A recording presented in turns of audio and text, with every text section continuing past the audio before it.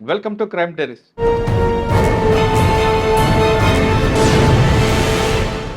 ఈ వారం మన guest one of the best IPS officer. పేరు ఏ పూర్ణచంద్ర గారు, retired IPS DG ACB Telangana. Purnachandra గారు ఎక్కడెక్కడ పనిచేసినా ఆయనది ఒక మార్క్ కనిపిస్తుంది. శ్రీకాకుళం, నెల్లూరు, గుంటూరు ఎక్కడ పనిచేసినా ఆయనది ఒక రోల్ ఉంటుంది. ముఖ్యంగా 2004లో చర్చల సమయంలో ఆయన ఎస్ఐబీలు ఉన్నారు. అసలు చర్చలు ఎందుకు ప్రారంభించారు, చర్చలు విఫలం అవడానికి కారణం ఏంటో ఆయన స్వయంగా చూశారు. దాని గురించి మాట్లాడతారు. ఇప్పుడున్న పరిస్థితుల్లో చర్చలు అవసరమా ఒకటి, రెండోది 2005లో చర్చలు ఫెయిల్ అవ్వడానికి కారణం ఏంటి, చర్చలు పెట్టాలని 2005 ఎందుకు వచ్చిందండి, ప్రపోజల్ ఎందుకు వచ్చింది, అసలు ఆ రోజు ఏం జరిగిందండి? ఎక్కడో అజ్ఞాతులను అందరూ కూడా నల్లమల రావడం, వాళ్ళందరూ కలిసి ఒక ఐపీఎస్ ఆఫీసర్ తీసుకురావడం, ఒక పెద్ద ప్రక్రియ జరిగింది. ఐపీఎస్ ఆఫీసర్ తేలేదులేండి, అప్పుడు కాలేదైనా అంటే ఆ ఎపిసోడ్ చెప్పండి ఒకసారి. అట్లేం లేదు. బట్ అప్పుడు ఆ రోజు కాంగ్రెస్ ప్రభుత్వం మేనిఫెస్టోలో నక్సల్తో చర్చలు చేస్తామని చెప్పారు.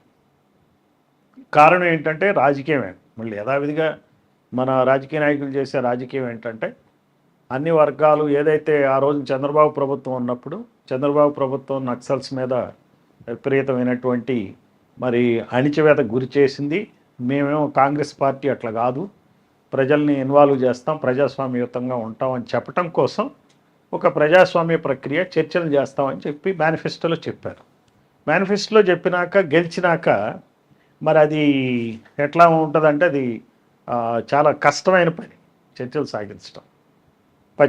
ఏదో నోట్లో పచ్చి వెలక్కాయ పడినట్టు అయింది. ఎన్నో హామీలు ఇస్తారు కదా ఈ రాజకీయ నాయకులు. మన రాజకీయ నాయకులు ఇచ్చే హామీలు ఇదొక హామీ, ఇది తీర్చకపోతే కరెక్ట్ కాదు.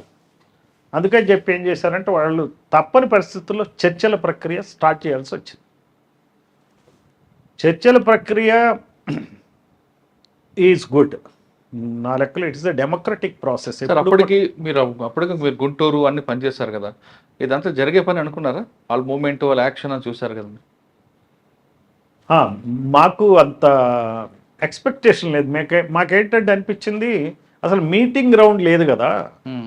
రెండు వర్గాలు చర్చలకు కావాలంటే మీటింగ్ గ్రౌండ్ లేదు కాబట్టి చర్చలు పెద్దగా ఇట్ విల్ బి ఓన్లీ ప్రక్రియ. మరి ఇది ఎలా సక్సెస్ అవుద్ది అనేది మాకు కూడా అంత అంతుపట్టలే. ఇప్పుడు ఎజెండా ఏంటండి? ముందు చర్చలు వాళ్ళు ప్రామిస్ చేసినప్పుడు చర్చలు కండక్ట్ చేయాలి. ఓకే. సో చర్చలు కండక్ట్ చేసినప్పుడు కొన్ని విధి విధానాలు రూపొందించుకున్నారు. ఆ విధి విధానాల ప్రకారం వాళ్ళు ఫాలో కావాలా. ఏది గ్రామాల్లో ఆయుధాలతో తిరగరాదు అనేది, ల్యాండ్ మైన్లు పెట్టకూడదు అనేది, మరి వాళ్ళను వాళ్ళు బలపరుచుకునేటువంటి కార్యక్రమాలు ఏమీ చేపట్టకుండా యథాతథ స్థితిని కొనసాగిస్తూ సీజ్ ఫైర్ లాగా. So they should come forward and. అప్పటికి నిషేధం ఉంది కదండి? నిషేధం ఉంది. అంటే నిషేధం సడలించారా లేదంటే వాళ్ళకి? ఇప్పుడు గవర్నమెంట్ వాళ్ళు ఒక డెసిషన్ తీసుకున్నప్పుడు దానికేం పెద్ద ఇబ్బంది ఏమి ఉండదు. Government it self when it takes a decision it's open democratic process కదండి. వాళ్ళేం తుపాకులతో రారు, మామూలుగా నిరాయుధంగానే వస్తారు. నేనేమంటానంటే చర్చ by it self is not wrong, talks by it self is not wrong. మనం చెయ్యాలి కూడా, చేయటం చాలా ఉన్నతమైన వ్యవహారం డెమోక్రటిక్ ప్రక్రియ. యాజ్ అ పోలీస్ ఆఫీసర్ వేరే రకంగా ఆలోచించవచ్చు, కానీ ఇక్కడ డెమోక్రసీ అనేది ఇంపార్టెంట్ అండి. మనకు అన్నిటికీ మించింది డెమోక్రసీ. అవును. ఆ ప్రజల యొక్క అభిప్రాయాలని పరిగణలోకి తీసుకుంటూ పాలన చేయాలి. సార్, అప్పుడు మీరు ఇంటెలిజెన్స్ ఉన్నారు, చర్చలప్పుడు మీకు ముందే ఇన్ఫర్మేషన్ వచ్చి ఉంటుంది. ఆ రోజు ఏం జరిగిందండి? అంటే ఎలాగ వచ్చారు వాళ్ళు? మీకు దాదాపు 2-3 రోజులు ఉంటున్నారు ఇక్కడ. మామూలుగానే వాళ్ళు ఇన్ఫార్మ్ చేశారు, పలానా చోట నుంచి వస్తామన్నారు.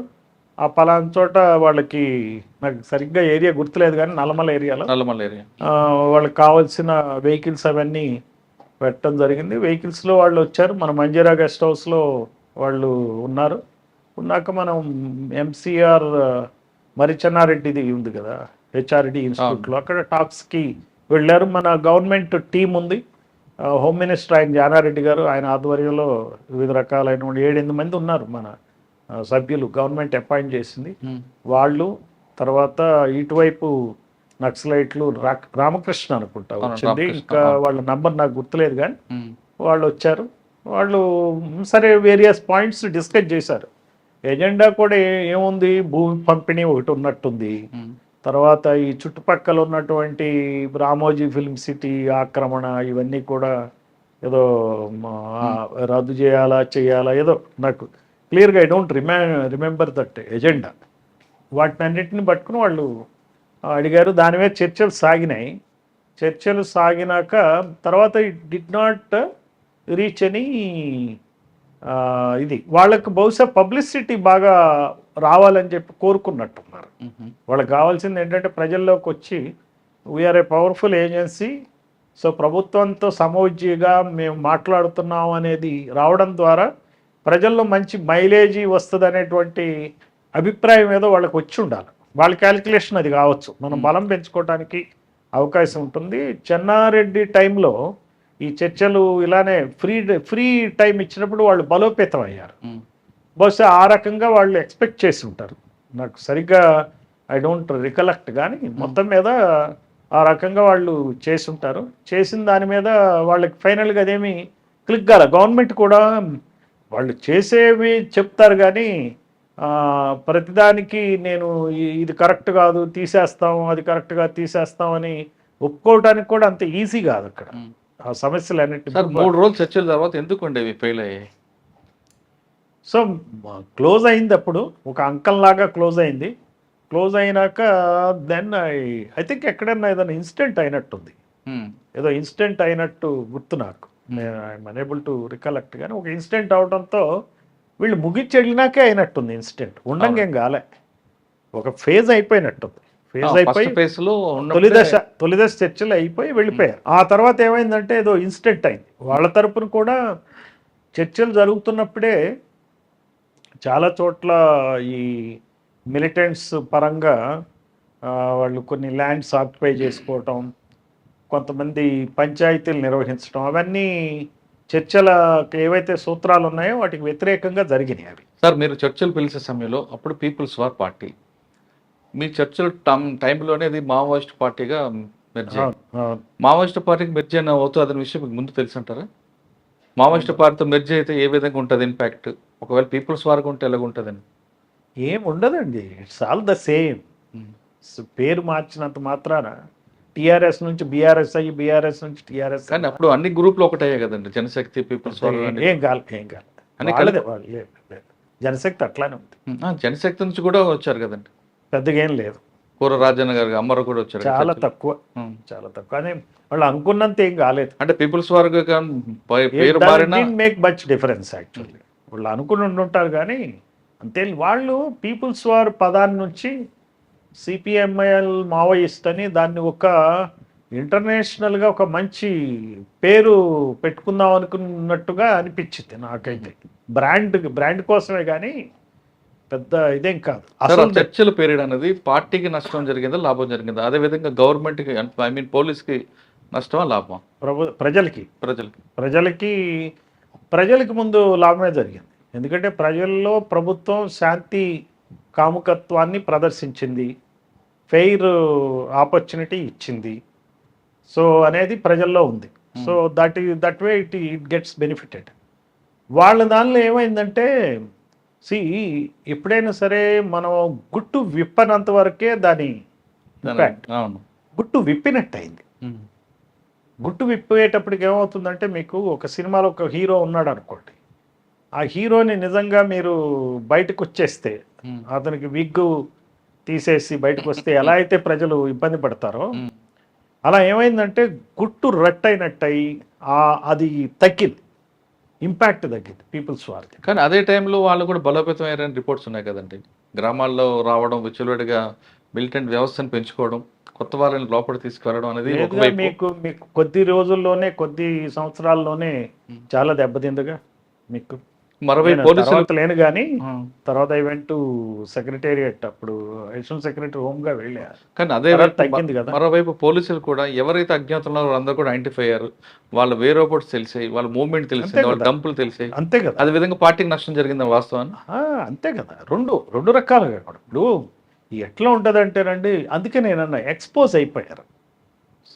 It is a very secret organisation, underground organisation. You came on ground, ఆటోమేటిక్గా ఇంపాక్ట్ వచ్చేస్తుంది కదా, మీకు బలహీనం అయిపోతారు. ఆ రకంగానే జరుగుతుంది. ఓపెన్ అప్ అయిపోతుంది. ఓపెన్ అప్ అయినప్పుడు కష్టం ఓకే. ఏ పార్టీ అయినా సర్వే అవటం. సి ఒకటండి, ఇండియన్ డెమోక్రసీలో మన ఇండియన్ సొసైటీలో ఏ సిస్టమ్ అయినా సరే బియాండ్ ఏ పాయింట్ సక్సెస్ అయ్యే అవకాశాలు చాలా తక్కువ. ముఖ్యంగా at the point of gun చేయాలంటే అది అయ్యేది కాదు. దాన్ని హోల్డ్ చేయటం, అంత నిర్బంధాన్ని పెట్టడం ప్రజల మీద అంత సాధ్యమయ్యే పని కాదు. నిర్బంధం ఎవరు పెడుతున్నారు? నిర్బంధం అంటే జనరల్గా మనం పోలీస్ ఫోర్సెస్ నిర్బంధం పెడుతున్నాయి అంటాం. కానీ ఒక దళం కూడా గ్రామంలో నిర్బంధాన్ని పెడుతుంది. ఒక గ్రామంలో ఉన్న ఒక రౌడీ ఎలిమెంట్ కూడా, ఒక గూండా ఉన్నాడంటే వాడు కూడా ప్రజల్ని నిర్బంధానికి గురి చేస్తాడు. అట్లానే ఒక దళం ఉందనే ఫియర్ ఉంది చూడండి, అది ప్రజల్ని నిర్బంధానికి గురి చేస్తుంది. నిర్బంధాన్ని గురి చేసి ఎక్కువ కాలం ఏ వ్యక్తి పెరగలేడు. అలానే ఆర్గనైజేషన్ కూడా పెరిగేటువంటి అవకాశాలు లేవు. రెండోది, మన దగ్గర ఏంటంటే డెమోక్రటైజేషన్ ప్రాసెస్ జరుగుతుంది డిఫరెంట్ ఫార్మాట్స్లో.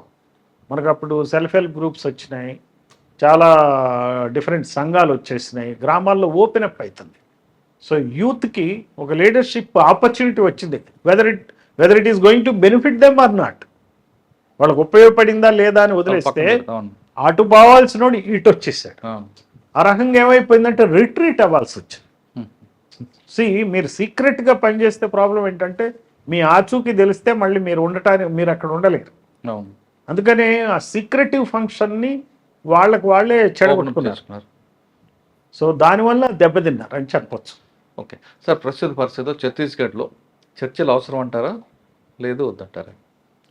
నేను ఇందాక చెప్పినట్టుగా ఇట్స్ ఏ డెమోక్రటిక్ ప్రాసెస్, ఎప్పుడైనా చేయొచ్చు.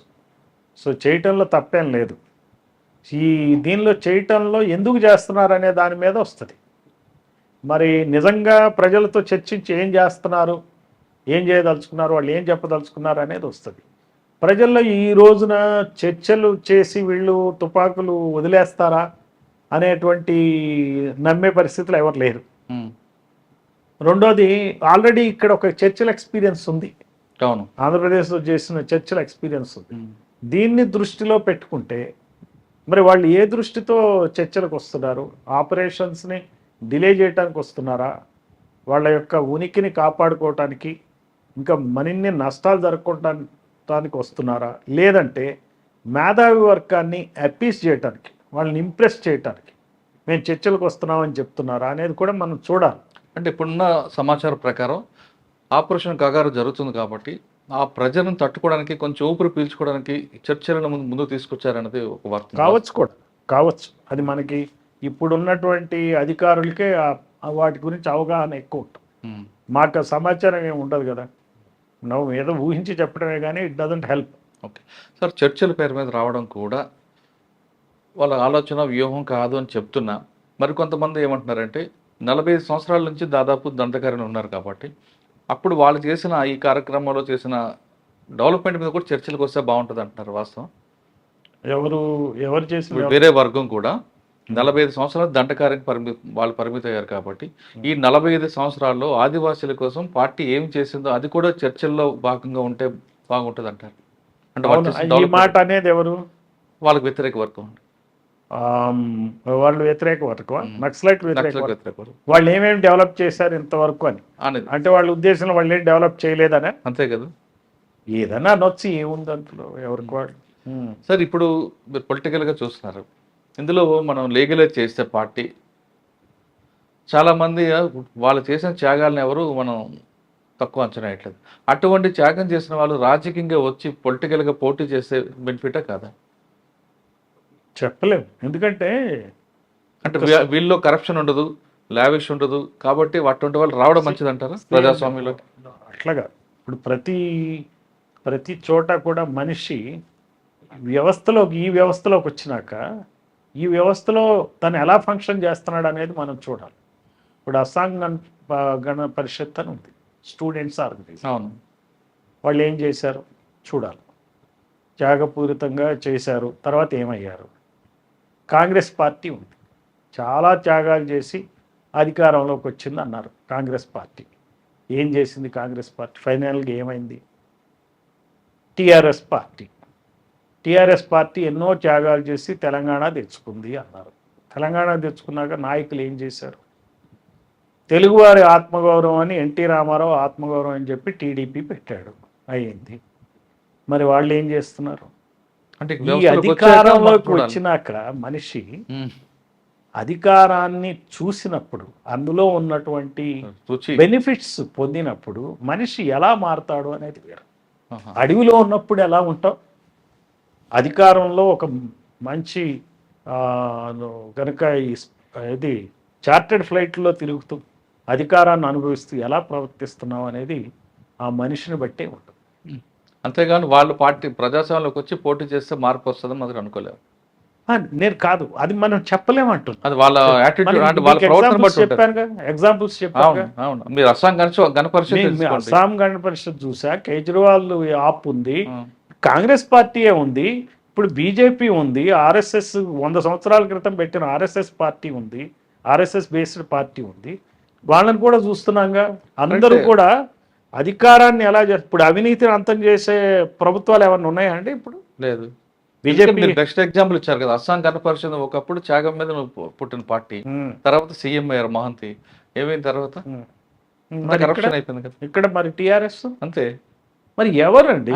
టీఆర్ఎస్ కన్నా అస్సాం గణపరిషత్ అంటే స్టూడెంట్స్ ఆర్గనైజేషన్ అది. అదే అదంత పెద్ద స్టూడెంట్ ఆర్గనైజేషనే తర్వాత పవర్లోకి వచ్చిన తర్వాత మారిపోయింది. ఓకే. హిందుత్వవాదం మీద ఉన్న బీజేపీ ఉంది. అవును. ఎంతవరకు అవినీతి నడిచింది? ప్రత్యర్థుల అవినీతిని అంచడానికి సిబిఐ ఈడీలు వాడుతున్నారు కానీ ఉమ్, ప్రత్యర్థి రాజకీయ నాయకులు ఉమ్. వాళ్ళ దగ్గర అవినీతి లేదని చెప్పాలా? అవినీతి లేదా? ఎందుకు లేదు? కంట్రోల్ చేస్తారా? లేదు, ఉంది కదా. ఏం చెప్పాలా మనం? అధికారం రాగానే మనిషి మారిపోతాడు. శివన్కి గెట్స్ ఇన్ టు పవర్.